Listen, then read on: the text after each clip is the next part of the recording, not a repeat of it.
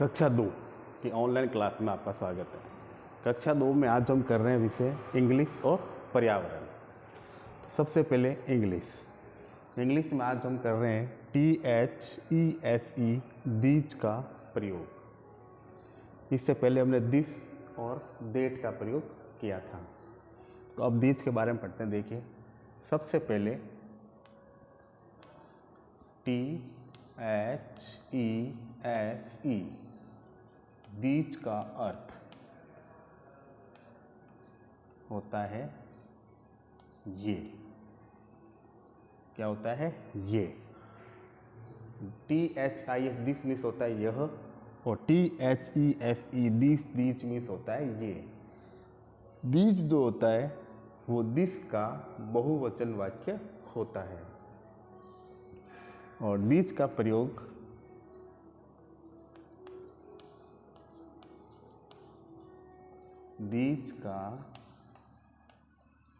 प्रयोग पास यानी निकट,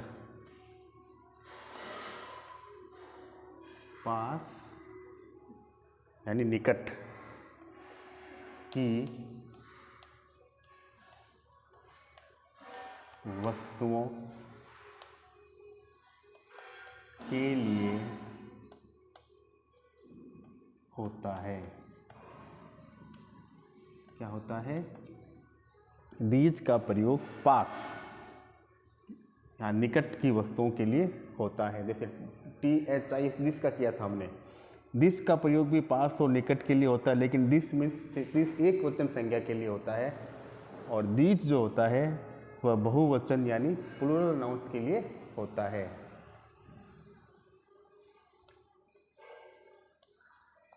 यानी दीज का प्रयोग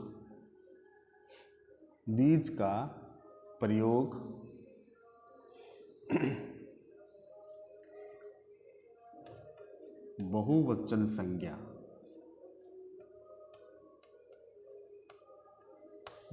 संज्ञा यानी PLURAL प्लूरल NOUNS नाउन्स के लिए होता है।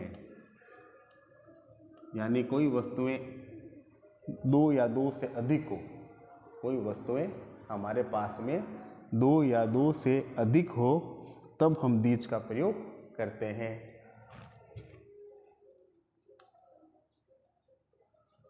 और दीज के साथ हमारी जो सहायक क्रिया होती है हेल्पिंग वर्ब, उसमें आर का प्रयोग होता है। आर का प्रयोग होता है। ये बातें आपको इसमें ध्यान रखनी है। पहला, इसका अर्थ क्या होता है? ये। इसका प्रयोग किसके लिए होता है? पास या निकट की वस्तुओं के लिए होता है। इसका दीज का प्रयोग बहुवचन संज्ञा यानी प्लूरल नाउन्स के लिए होता है, और दीज के साथ में आर का प्रयोग होता है। जैसे हमने एक सेंटेंस लिखा, ये गाय है। ये गाय है। तो सबसे पहले ये के लिए हमने लिखा दीज। दीज के साथ किसका प्रयोग? आर का। तो ARE आर क्या है? गाय।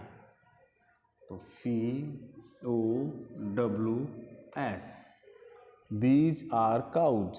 क्या हो जाएगा? These are cows. ये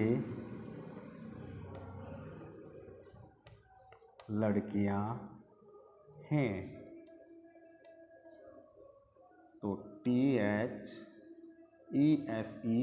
दीज आर क्या है? लड़कियां।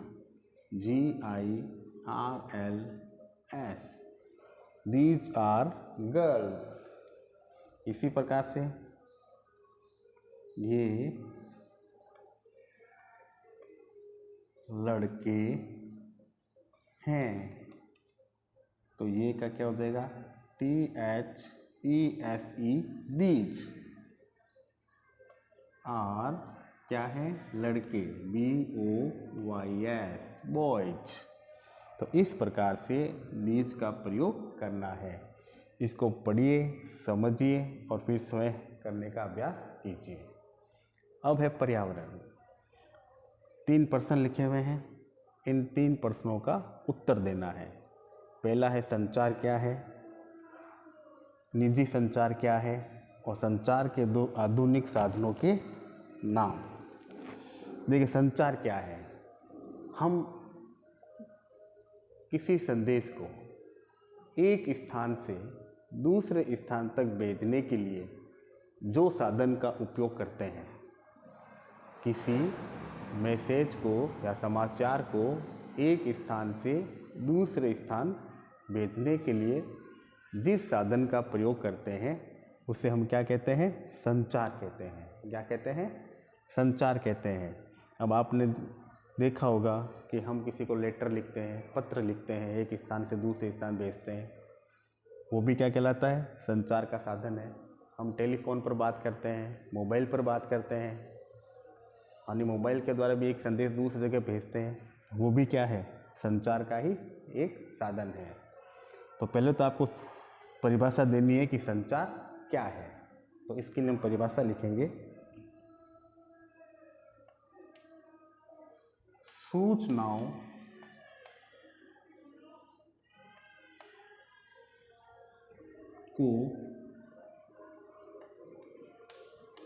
सूचनाओं को व्यक्त एवं उनका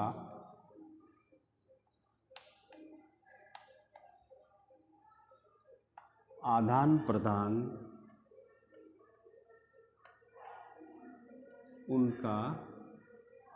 प्रदान, करने का कार्य संचार कहलाता है। संचार कहलाता है। क्या लिखा, सूचनाओं को व्यक्त करना, कोई भी सूचना, कोई भी मैसेज, हम उनका आदान प्रदान यानी एक स्थान से दूसरे स्थान पर भेजना, किस साधन के द्वारा, तो वो क्या कहलाते हैं, संचार कहलाते हैं। अब निजी संचार क्या है, निजी संचार क्या है, निजी संचार यह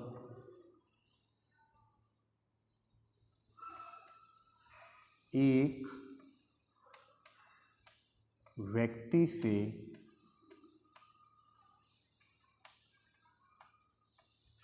दूसरे व्यक्ति,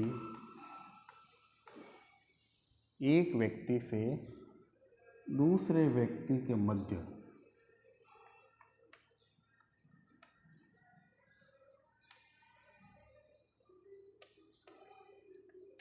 संचार,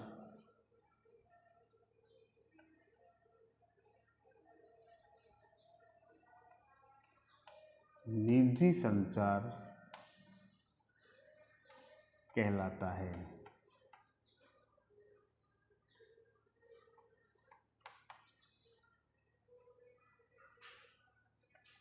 यह एक व्यक्ति से दूसरे व्यक्ति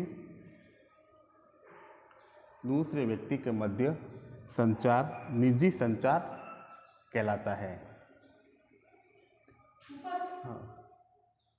फिर संचार के 2 आधुनिक साधनों के नाम लिखो।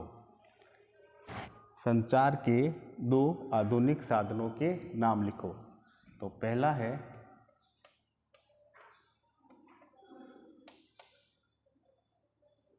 समाचार पत्र और दूसरा है मोबाइल।